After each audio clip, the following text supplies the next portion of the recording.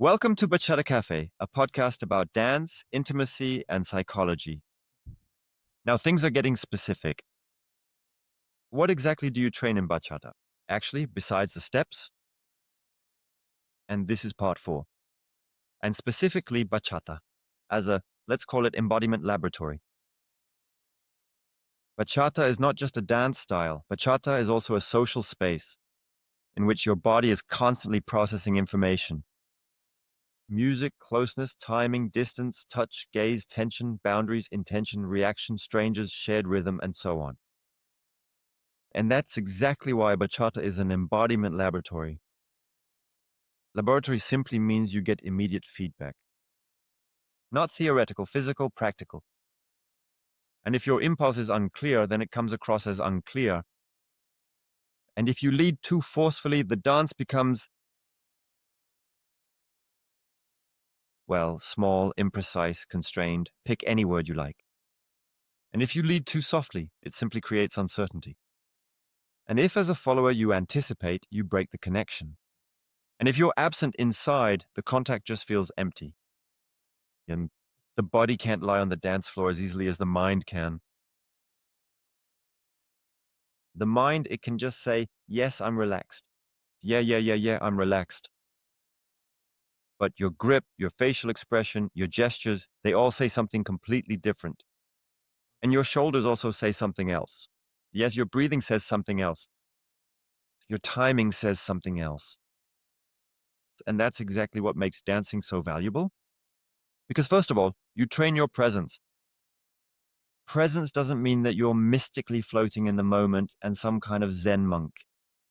Presence means your system is engaged with what is happening right now. You are present. And you're not caught up in your ego. You're not thinking about the next move.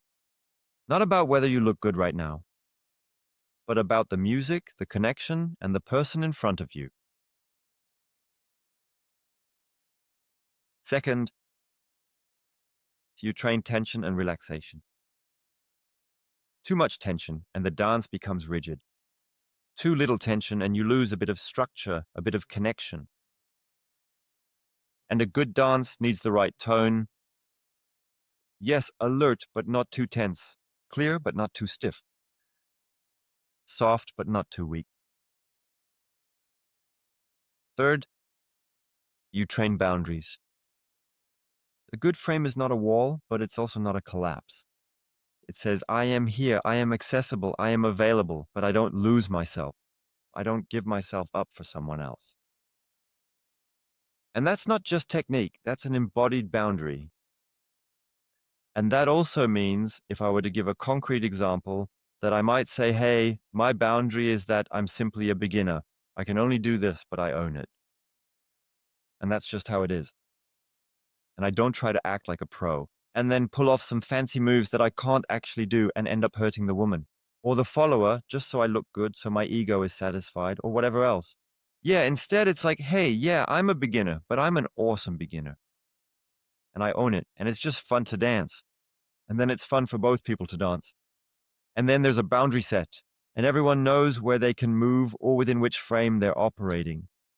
And that makes it fun for both. By the way, it also works the other way around. It's always leader or follower. No matter what I say, there's always an interaction for both, and it usually applies to both. Let's move on to number 4. You train trust. Leading means I give a direction without forcing you. I'll also do a separate episode about this at some point because it's a very interesting topic and a lot of people misunderstand it. But I don't want to go into more detail now because this episode is supposed to be about body-mind. And following means I receive an impulse without losing myself. And both sides learn the same thing. The connection needs clarity and freedom at the same time. 5. You train co-regulation. Two people come together with two different nervous systems. One is restless, one is perhaps calmer, one is more controlled, the other softer, more sensitive. One wants to impress, the other wants to feel. And suddenly both have to find a common rhythm. And a good dance doesn't just feel good because the steps or the figures work. It feels good because both systems successfully find the exact same frequency for 3 minutes. And that's not just movement, that's embodied relationship. And precisely for this reason, 3 transformations can arise through serious dancing. Not automatically, not immediately. But it is possible, and when they happen, they are very profound. And this is part 5. Transformation through serious dancing. Transformation no. 1. From thinking to availability. Most people live too much in their heads. Analysis, planning, self-observation. What do others think? Am I doing it right? How do I come across? What happens next? And Bachata forces you out of this loop. Not immediately, but at the beginning, yes, you're actually even more in your head because you're counting, you're looking at figures, you're observing yourself, you don't want to do anything wrong. But if you stick with it seriously, then something changes. And movements no longer have to be consciously sought out. And the musicality, or in German, the word Musikalität somehow doesn't sound as cool as musicality, as I said. And the musicality, that is never counted anymore. And the connection, that is also no longer just understood, but something becomes accessible. And that is an extremely important point. It's not about suddenly having no more thoughts. It's about your body gathering enough experience with or has gathered and no longer has to wait for or react to a mental instruction at every moment. And that's exactly what can also transfer into life. It's not magic or hocus pocus that gets transferred, but rather a skill, an ability. And then there is less inner commentary and much more contact with the moment. And we all know this, that voice in our head that always tells us in the moment, oh my God, that was crap. Oh, you messed it up. Oh shit, you're bad. Oh no, better not do it. The voice fades, eventually it stops, leaving you simply in the moment. Transformation number 2, from protective tension to trust. Many people confuse control with safety. On the dance floor, you can see this more or less immediately. The leaders control too much because they are afraid that the dance will, so to speak, fall apart symbolically. And the followers take over too much because they're afraid they can't trust the impulse. Oh God, he's about to break my cervical spine. In the head roll or in the cambray, or I don't know what. And both always want safety. And both take the dance. Alive. But the nervous system becomes visible in a dance and it shows what it has learned. Namely, to hold on, to anticipate, to secure. I have to appear strong, not feel too much. I'm a man. Don't need too much. I don't give a damn, then I just won't dance with her. Or then I just won't dance with him. He rejected me, even though I asked him. That applies to both leader and follower. I've often experienced that. So this not showing too much that maybe you like dancing with someone, maybe even like the other person, that's also completely legitimate. But good bachata works differently. You can't control everything and have real connection at the same time. And the leader learns clarity without coercion, direction without pressure, presence without harshness. And the follower learns openness without losing oneself, receiving without passivity, trust without blindness. And that's not just a dance rule, it's a physical lesson about relationships. And if you practice this lesson physically often enough, then your system can learn the following. I don't have to become harder to feel safe. I can remain clear and still become soft. If you like this honest perspective, subscribe to Bachata Cafe. Not because I'm asking you to, but because you don't want to miss the next episode. Transformation number 3, from performance to presence. This is the deepest transformation. Probably the rarest one. Performance asks, how do I look? Presence asks, what is really happening right now? Performance wants impact. Presence wants connection. Performance shows emotions in order to be seen, but presence feels without turning it into a show. and you can feel the difference immediately. So dancing with someone who is performing can be very impressive on the outside, but on the inside, it is completely empty. It's like a beautiful picture behind glass. But dancing with someone who is present, that feels completely different. Not necessarily more spectacular, but it is more genuine, warmer, much clearer, more alive, and more relaxed. And presence is what many people are looking for on the dance floor, even if they don't call it that. And presence is embodiment. It is not simply because you speak about the experience, but rather because your physical body finally ceases to merely play a performative role and instead begins to authentically and fully exist in that very moment. And that's the moment when dance or when dancing is no longer just about movement, or when dance simply is no longer just pure movement. It is pure contact. It is pure connection. And perhaps that is exactly the reason why certain dancers feel as if, for those precious 3 minutes, someone has just turned down all of the overwhelming chatter and the constant noise that usually fills up your head. But now comes the uncomfortable part. If Bachata makes so much visible, what exactly does your dance reveal about you? And this is part 6, what your dance really reveals about you. And yes, the dance floor doesn't show your entire character, but it does show patterns. It shows how your body deals with uncertainty. Do you hold on? Do you become rigid? Do you become passive? Do you get frantic? Do you start to perform? Do you want contact or connection? Do you take over too much? Do you give up too quickly? Some people smile even though they're tense inside. Some feel intensely but not clearly. Some follow softly but without their own boundaries. Some dance big but avoid real contact. Some are technically precise but emotionally unreachable.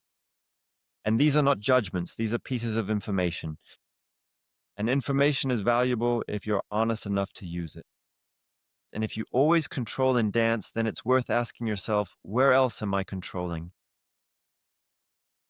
Yes, because maybe what I'm really looking for is security. Or if you always anticipate when following, then it's worth asking yourself, where do I not trust the impulses before they've even arrived? If you perform, then it's worth asking yourself, where do I want to be seen? But maybe I avoid really being touchable, being vulnerable, letting myself be seen. Myself, maybe my true self. And if you close yourself off to closeness, then it's also worth asking, where is my body still protecting me from something that my mind actually wants to have understood long ago, or wants to? And this is exactly where bachata gets uncomfortable because you don't just get an opinion about yourself, you get real-time feedback. Yes, the dance falters, the connection breaks, the movement becomes stiff, the music keeps playing, but the body is no longer free. These are all pieces of information you get instantly while dancing. And sometimes dancing bachata gives you more honest feedback than any conversation with a person. And yet it would be wrong to say that just because someone is present on the dance floor, they are automatically present in life. It's exactly this romanticization that we need to avoid. And that's why we now come to part number 7 with the honest realization, because a preview is not yet possession or a guarantee of anything. And what you are on the dance floor does not automatically belong to you in everyday life. And that's super important. The dance floor is a special space. Music gives you permission. Physical contact gives you focus. The social rules are different. You don't have to explain who you are. You don't have to negotiate. You don't have to solve your everyday life. You get 3 minutes in which a certain version of yourself becomes more easily accessible. And that's not fake, but it's also not yet proof that this version is stable in everyday life. And maybe you're brave on the dance floor, but cautious in everyday life.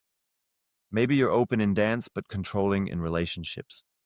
Maybe in contact I was, but as soon as feelings arise, you go back into your head. And then the dance floor isn't a lie. Then it's a preview. And a preview of a state your body already knows, but your life doesn't yet. Consistently, that your life hasn't consistently carried or embodied it yet, or hasn't looked closely enough yet. Maybe that too. And this is exactly where the real work begins. Not how do I get better on the dance floor, but how do I bring what my body can already do in dance into my everyday life? How do I stay present when the music is playing? How do I lead clearly without applying pressure? How do I trust without losing myself? How do I set boundaries without becoming hard? How do I allow closeness without immediately trying to take control? And that is the transfer. And this transfer does not happen automatically. It happens through awareness, repetition, and the decision not to leave behind what you embody on the dance floor. Vajata doesn't magically change you. Vajata can show you states that you can embody so often that they become yours even outside the dance floor. Let's move on to the reality check. These are 5 questions that you can ask yourself after dancing. This is not self-criticism, it's training. Question number 1. What state did I just embody? Was I present, controlling, open, nervous, performing, soft, clear, cut off? Simply name it without drama. Question number 2. What did my body do? So how was my breathing? Where was there tension? Did I hold on? Did I let go? Did I lead or did I push? Did I follow or did I drift? Question number 3. Do I recognize this pattern outside the dance floor? So don't force it, don't read into it. Just check honestly. Sometimes there is a connection and sometimes there isn't to certain things we do in everyday life, things we do in love, at work, in friendships, in family, wherever. Just think about it for a moment. Question number 4. What was a preview in this dance? Maybe you were braver, maybe you were softer, maybe you were clearer, maybe you were more alive, or maybe you were more anxious. Then ask yourself, where in everyday life would exactly this state be useful? Question 5. What is the smallest repetition outside the dance floor? So that means you shouldn't look at your whole life project, but rather a small embodiment. For example, breathing more calmly, speaking more clearly in conversation, not wanting to explain everything right away. Maybe just maintaining eye contact.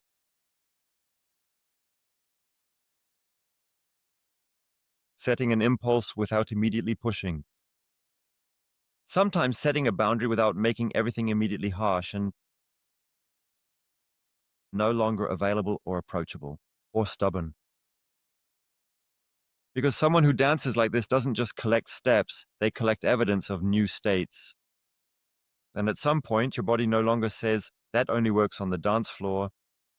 At some point, it says, that's who I am too. And in the last episodes, we looked at what you feel, who you attract, what makes you addicted, which signals you confuse. And today was about something deeper. Not just about how you dance, but which states you embody when you dance. Bachata is not a substitute for therapy, nor is it a shortcut to personal development or personal growth. It is also not a guarantee that you will automatically become more self-confident, more open, more present, or whatever else you wish for. But bachata is a training ground for presence, for trust, for clarity, for closeness, for boundaries, for leadership without harshness, for letting go without losing yourself. And the dance floor doesn't just show who you are. It shows which version of yourself is already possible. And if you practice this version often enough, not just in your mind, but physically, then a moment can perhaps become a pattern. And a pattern can become a state.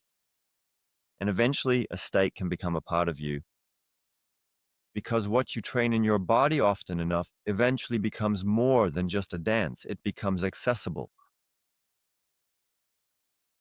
Has bachata ever shown you a version of yourself that you don't fully live out in your everyday life yet? Or is dancing just dancing for you? Write it down in the comments below. I read everything. That's it for Bachata Cafe. I'm Eddie. See you soon.